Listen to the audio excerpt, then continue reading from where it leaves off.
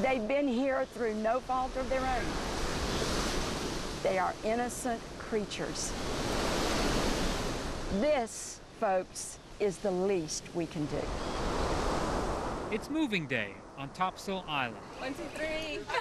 Assessment forms over here. You guys made it? You've got a pickup truck.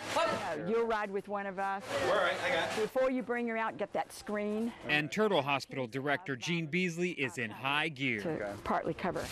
How you doing? How are you? I'm good. I hope you are. Workers at the Turtle Hospital are already preparing. Today is that rare day when man gives back. 10 of these turtles are healthy enough to go back to the wild. Yeah, you get your picture taken, so you better smile pretty. I know, all this confusion today. I know. It's okay. All right, it's all right. Yeah. It's okay. It's all right. Some workers are comforting the wounded, and some are cooking up breakfast. We're putting in vitamins and calcium and getting ready to feed them. A turtle breakfast, raw squid, bluefish, and some crab, all stuffed with vitamin pills. The patients have grown accustomed to the morning ritual. Watch what happens when we approach this one. He comes up out of the water expecting a meal. Big day. This is Cape, found near dead on Cape Lookout. In fact, some thought Cape was dead when she arrived at the hospital, emaciated, not moving. Today, she will be released back into the ocean at a whopping 350 pounds. She has a really horrific boat prop injury that's under that bandage. India just arrived at the Turtle Hospital from Indian Beach near Emerald Island. It has cut into her lungs, into the spinal column. She can't even muster the strength to eat, but there is cause for hope. The problem with Coquina was she was hit by a boat propeller. When she first came in here to us, you could see her brain, you could see all of her spinal column and things in here where the boat propeller just kind of cut through here. I think the best thing for you to do is just go down, turn around, and Back at the beach, all right, that's 20. more workers stake off an area wide enough to release the 10 turtles. It's early and the beach is almost empty, but these releases have a way of drawing a crowd. They normally try not to over publicize, but somehow it's like a lot of things. Word leaks out. Jean says turtles are like people with differing personalities. Watch as we go underwater with our camera.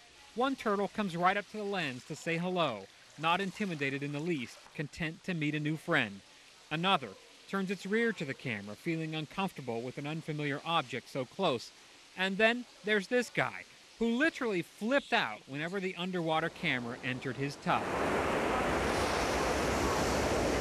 At the beach, word has spread. Now we're finally gonna get a deal. Vacationers from across the country line up, anticipating the arrival of the turtles. I'm staying in that motel up there, and I was looking outside, and I didn't know what was going on, so I just walked down here. The lady helped them get better when they were hurt. Oh, they're releasing 8 turtles is what we've heard. I really love turtles and stuff. It's a kind of a wonderful gift to be able to see a sea turtle. So now we have a gift of seeing 10 sea turtles go back into to their home. I understand when they're in the hospital and in the big pools or vats where they're kept, that people develop relationships with them and really get to know them because they're there a period of time. And it is a day mixed with many emotions for those of us who have been caring for them, some of them for more than, you weren't gonna cry, you're gonna make me cry. Don't do it, you make me cry. It's kind of like letting kids go. You got a lot of emotion going through you because it's something that you've worked on and worked on and worked on. Bill O'Brien has volunteered here for almost 2 years. For most everybody here, it's really emotional. You'll see that today. You'll see a lot of tears today. But then, it's a real happy time too, because these turtles that not many people gave a chance to survive are going back out and hopefully become adults and make more turtles for us. It's hard to say goodbye to animals that you've taken care of on a daily basis, that you have labored over. It's hard to let go of things you love, Don't you do it. No, don't, because I am. It's harder still when you've loved that thing back from near death.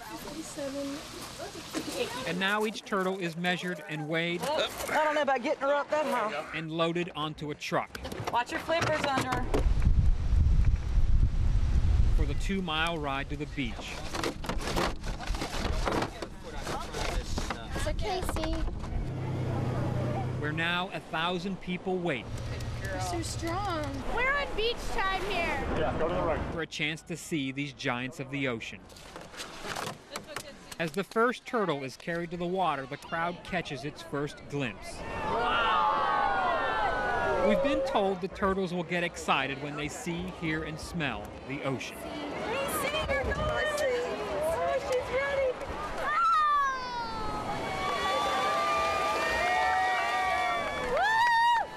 It's difficult to put into words what it feels like to see this close up. The crowd was so mesmerized they forgot where they were standing.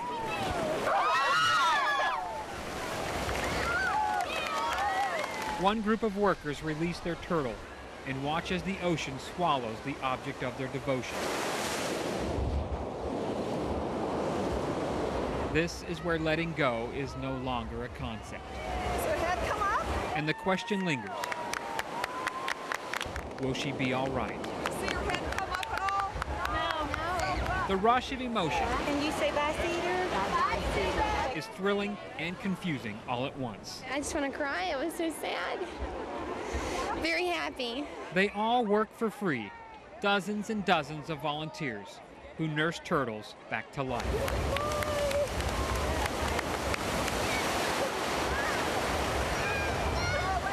Awesome. 10 turtles had no trouble saying farewell. Think how you'd feel if after 2 years in a hospital, you got to get out of that stiff bed and run wild all over the place. Well, today, 10 turtles did just that. They got to go home.